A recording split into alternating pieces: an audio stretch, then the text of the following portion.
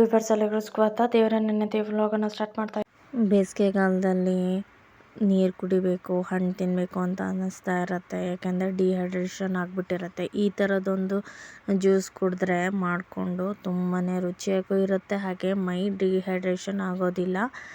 ಈ ಹಣ್ಣಿನ Musk melon ಹಣ್ಣನ್ನು ಚೆನ್ನಾಗಿ ಕಟ್ ಮಾಡ್ಕೊಂಡಿದ್ದೀನಿ. ಹಾಗೆ ನುಗ್ಗೆ ಸೊಪ್ಪಿರುತ್ತಲ್ವ, ಅದು ಕೂಡ ತೊಳ್ಕೊಂಡು ಮಿಕ್ಸಿಲಿ ಹಾಕ್ಕೊಂಡಿದ್ದೀನಿ.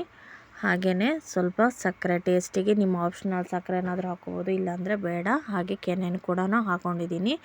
ರುಬ್ಕೊಂಬಿಟ್ಟು ಜ್ಯೂಸ್ ಮಾಡೋದು. ಸ್ಮೂತಿ ತುಂಬ ಚೆನ್ನಾಗಿದೆ ಸ್ಮೂತಿ. ಇದಕ್ಕೆ ಬೇಕಾದರೆ ನೀವು ಗೋಡಂಬಿನೂ ಹಾಕ್ಕೋಬೋದು, ನಾನೇನು ಹಾಕಿಲ್ಲ.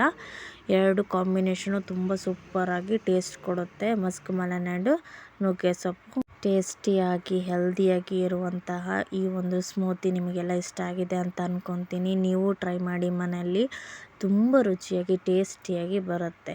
ಹಾಗೆ ಮತ್ತೊಂದು ವಿಡಿಯೋದಲ್ಲಿ ಸಿಗೋಣ. ಬಾಯ್.